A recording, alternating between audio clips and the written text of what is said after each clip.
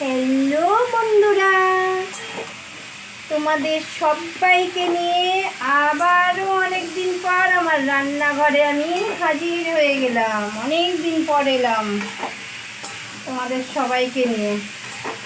দেখো, পটল আলু আর এই যে সয়াবিন দিয়ে তরকারি করব। সয়াবিন একদম লাল লাল করে ভেজে রেখে দিয়েছি, আর দিয়েছি এখানে তেজপাতা আর জিরে ফোড়ন দিয়ে পটল আলু দিয়ে দিয়েছি, টমেটো দিয়েছি একটু,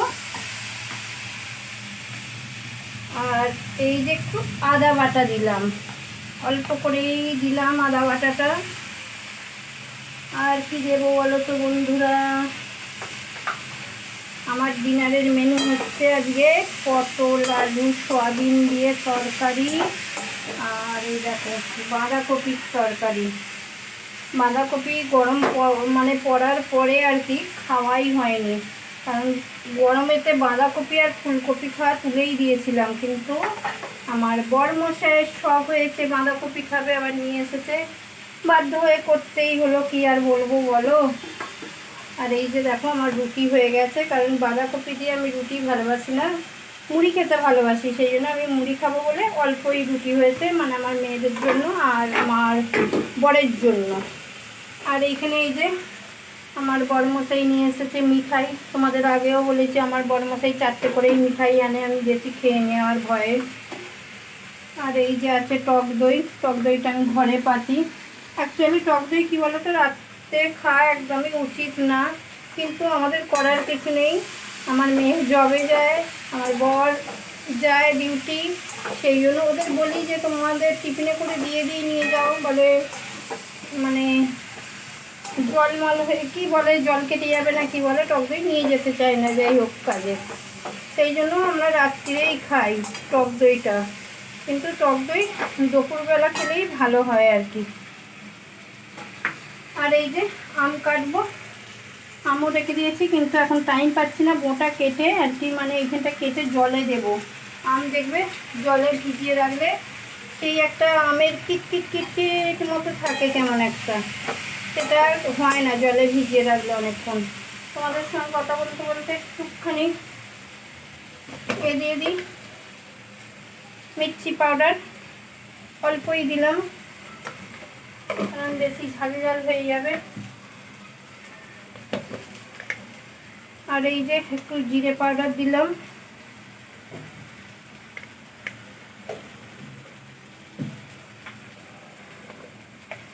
আর দিলাম একটু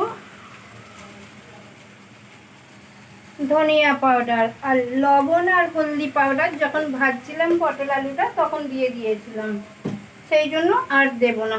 আর এখানে দেখো আমার ফিল্টারে জল ভরতে দিয়ে দিয়েছি, আর তোমরা সবাই জানো মহারাষ্ট্রে ফিল্টারে দেখো জল ভরতে দিয়ে দিয়েছি, যে ফিল্টারে জল ভরছে।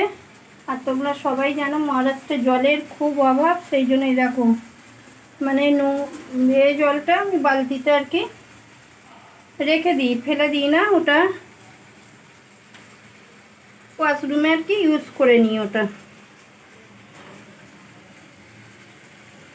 এই জন্য জলটা ফেলি না।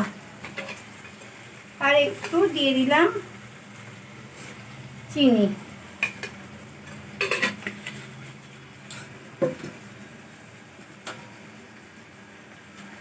তোমাদের ডিনারের কাটি মেনু হচ্ছে একটু জানিও। আর আমার তো ডিনারের মেনু এই যে এটাই। আর তোমাদের সবাই রান্না হয়ে গেছে কি রাতের একটু জানিও, কটা বাজে? হ্যাঁ 10টা বাজে, তো রান্না হয়ে গেছে। আমার তো একটু লেটই হয়, এই তো এটা হলেই হয়ে গেলে বাঁধাকপি মেখে মুড়ি খেয়ে আর লাইভে বসে যাবো, কারণ ফেসবুক বাবা জীবন আবার রেগে যাবে। লাইভে একদিন কালকে আর পরশু এসেছিলাম, সেই জন্য আজকে একটু লাইভে বসবো। এত কাজ বন্ধুরা করেও আবার ফেসবুক বাবা জীবনকে টাইম দিতে হয়, নাহলে ফেসবুক বাবা জীবন। একটু জল দিলাম, কারণ সব কিছু কী বলতো পাউডার মশলা, তো সেই জন্য একটু জল দিলে কষাটা ভালো হয়। সেই জন্য ফেসবুক বাবা জীবনকে টাইম দিতে হবে। আর তোমরা একটু জানিও তো তোমরা টক দইটা কখন খাও, একটু কমেন্ট বক্সে প্লিজ জানিয়ে যেও তোমরা টক দইটা কখন খাও। আমি যতটুকু জানি অ্যাকচুয়ালি টক দই দিনের বেলা খেয়ে নেওয়াই ভালো।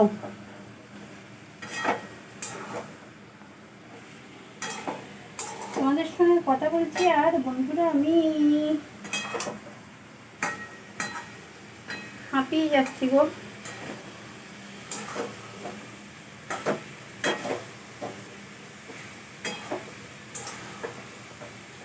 আমার সকাল শুরু হয়ে হচ্ছে ওই 4:45, 4:30, আর আমার রাত্রির হয়ে হচ্ছে 1:30, 2টো। আজকে আবার মেয়ের স্কুলে পয়সা ভরা ছিল, এখানে ব্যাংকে ভরতে হয়, সেই ব্যাংকে গেছিলাম, সেই জন্য আরও কি বলবো হাঁপিয়ে যাচ্ছে। সব কিছু মিলিয়ে মিশিয়ে অনেক কাজ ছিল আজকে। দেখো এবার কষানো হয়ে গেছে, কারণ আমি আগে আলুটা বয়েল করে নিই, একটু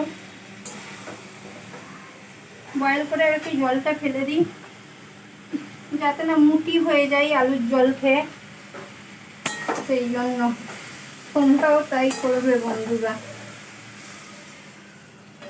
তাহলে আর মুটি হয়ে যাবে না। এটা আবার ফুটবে, যদি না বেশি ঝাল হয়ে যায় তো 1 চিমটে একদম গরম মশলা দেবো আর ধনেপাতা কুচি দেবো।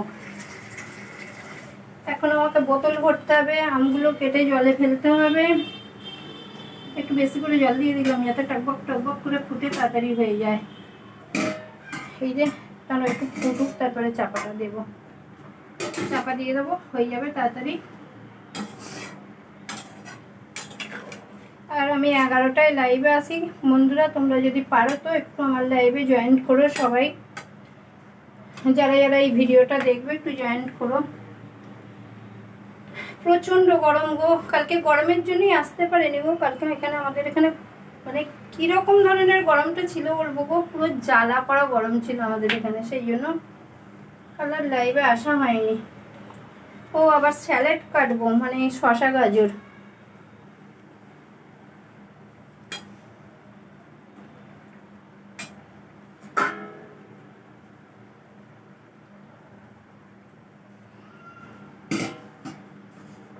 চলো বন্ধুরা আর কি বলবো, সবাই খুব ভালো থেকো, এই গরমে সুস্থ থেকো, সবাইকে অনেক অনেক ভালোবাসা, অনেক শুভেচ্ছা রইল সবার জন্য।